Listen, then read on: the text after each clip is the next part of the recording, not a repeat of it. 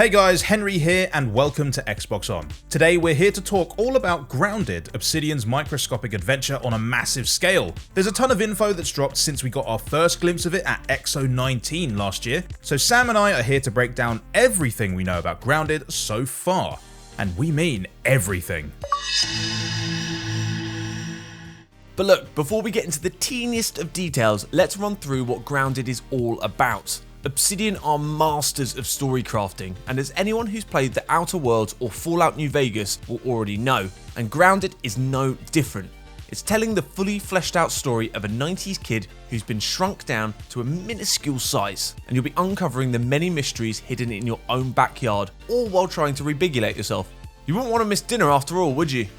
Now, as any grubby-handed kid will happily tell you, playing out in the garden you'll meet all manner of bugs and other tiny critters, and it's the same in Grounded, they just happen to be a little bigger, but we'll get back to them later. First, let's unpack the tools that will help boost your chances of survival in the harsh reality of suburban patches of grass.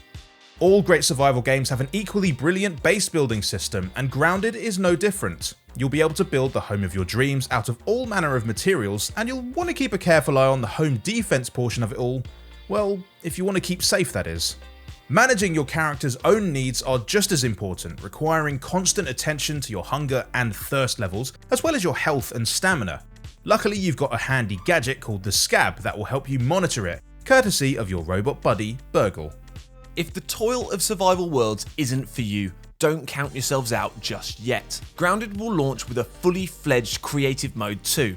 All the same crafting, base building and small scale visual wonders, but without the threat of attack or the need to top up those hunger and thirst meters, so you can build and create your tiny contraptions and buildings to your heart's content. Think Minecraft's creative mode, nice and peaceful and relaxing. Isn't that lovely? All of this fun can be enjoyed single player or with up to 3 friends in online co-op. Plus you've got options for either first person or third person view, so you can really take in the scenery however you prefer. So in a nutshell, Grounded is a smaller than life survival action game featuring base building, hunting, crafting and exploration, packed with the vibrant 90s flair. Its story follows a shrunk down teen as they try to uncover the mysteries of their backyard and find a way to get back home full sized and well, still, alive? So who's going to stop you? That brings us back to the bugs. Say hello to an entire rogues gallery of insects, arachnids, and assorted creepy crawlies. Being tiny, these bugs can be a threat, but they're also great resources and, as long as you can stomach it, food. They're also part of a fully simulated ecosystem. At any given point, every bug in the game world will be going about their daily lives, whether you're there to witness it or not. We often hear about living worlds in gaming, and Obsidian has taken that phrase very literally here. Now, some of the critters are harmless, but as you progress through the game, you'll meet anything from bumbling gnats through to hardworking ants, all the way to the game's most terrifying enemies, the spiders. And if that's enough to make you shudder, well, let's take a brief pause to talk about one of the coolest and most unique accessibility options I've ever heard about in a video game, Grounded's Arachnophobia Mode. Working alongside the Microsoft User Research Lab, the team at Obsidian have been able to pinpoint what it is exactly about spiders that can cause people to exhibit signs of arachnophobia. That's the fears of spiders, if you guys didn't know. Through these learnings, they've been able to dial in a version of the game that replaces the usual spider models and sounds with less triggering variants, meaning that more people can dig into Grounded. What's really neat is this mode is actually client-side, meaning that if one player in your group has Arachnophobia Mode switched on, it won't affect your version, so you can batter all the 8-legged monstrosities you want. Okay, back to the rest of the bugs. Now, you could decide that the safest way to protect yourself would be to wipe out every ant in your area. And you'd be right, at least for a little while. Remember how we mentioned that this was a living world? Well, you just removed the main source of food for one of the game's natural predators. And, they've got to eat something, and an ant-killing human might just have moved to the top of the menu. Relieving the world of its natural resources and prey makes a huge impact on the ecosystem of the game world, so much so that an ant colony might just pack up and move home if you disturb it too much, or packs of spiders may decide to move in if you start looking like too much of a threat. It's a really fun push-pull mechanic that breathes life into the game, so be careful and maybe keep count of how many ants you've been eating. Yes, eating. And what, were you hoping to order a pizza while you were 10mm tall? I mean, how would you even use a phone of that size, let alone finish the thing? but it does sound sort of large and delicious. Anyway, food resources are plentiful to start with, but as you deplete them over time, you'll realise that nothing lasts forever, which means it's time to make a bush tucker trial out of every meal. Hunting for bugs to eat becomes part of your daily routine, and you can cook them in a variety of manners to satisfy your hunger. There's even an experimental smoothie maker so you can get your juice on. That's, bug juice of course, but hey, protein is protein, right? And if that doesn't quite tingle your taste buds, then you might want to get friendly with a weevil. This friendly face is always on the lookout for some new sources of food, so if you stealthily follow them around, they might just lead you to a new patch of mushrooms. Very clever and slightly less squish-tastic than eating an aphid. So, spiders, ants, weevils, what other bugs do we know of?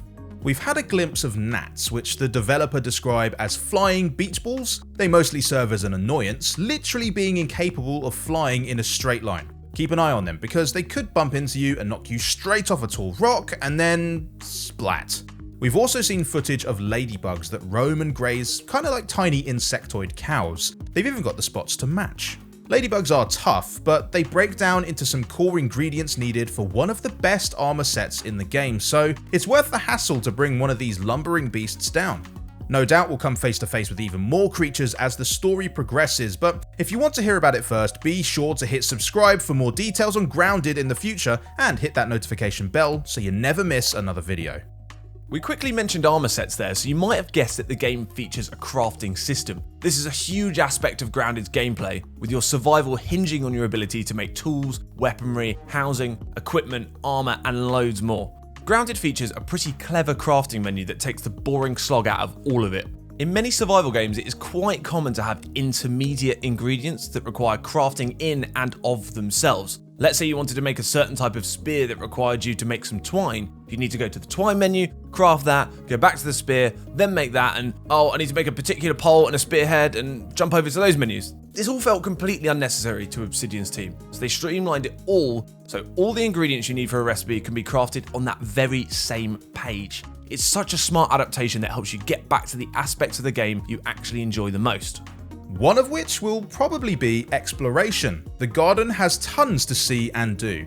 There are mysteries all around you, and investigating them will help you dig deeper into Grounded's story. As we saw in the trailer that dropped during Inside Xbox, Burgle the robot teases some secret base-looking vaults that contain bits of tech that may be related to the shrinking machine that got you into this mess in the first place. We won't know how difficult they are to find until Grounded launches, but no doubt that's the best place to head if you want to start cracking the game's mysteries. But if you don't fancy checking those places out, that's not a problem. Grounded is all about doing it your way, and that extends from the creative mode we mentioned earlier all the way into its survival mode.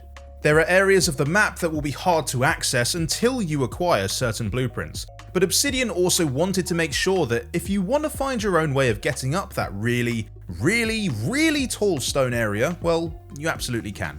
If you've got the patience and time to build a monument to civil engineering using nothing but 50 sets of staircases, well, nothing is stopping you.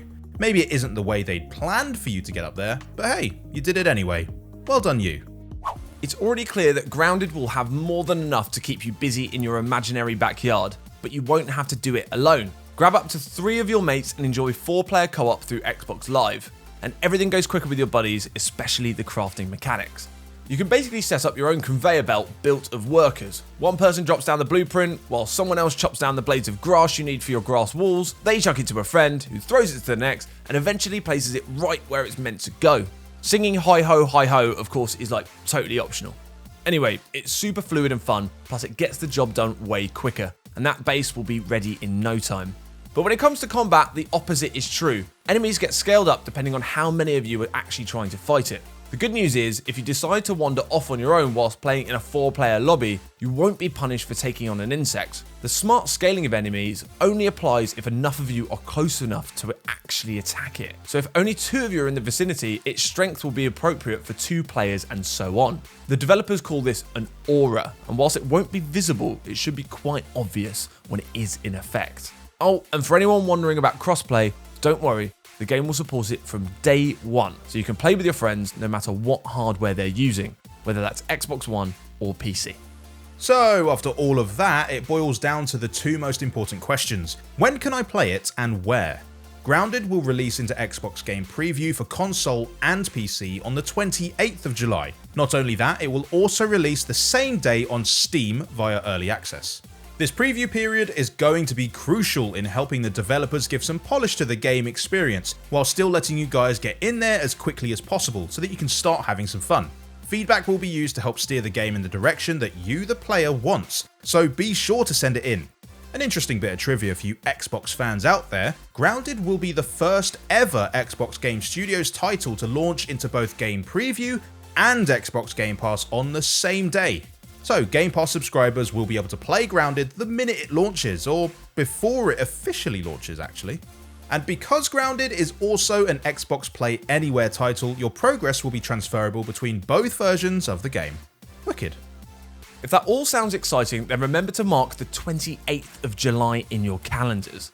We'll be covering plenty of Grounded news and content as we get closer to launch day and beyond. And of course, we'll be playing it over on our Mixer channel, mixer.com/XboxOn. Make sure to subscribe to the channel and hit the notification bell if you want to hear more, and drop us a comment to let us know which Xbox titles you're most looking forward to as we approach the next gen Series X launch. Thanks for watching, and we'll see you next time. Bye!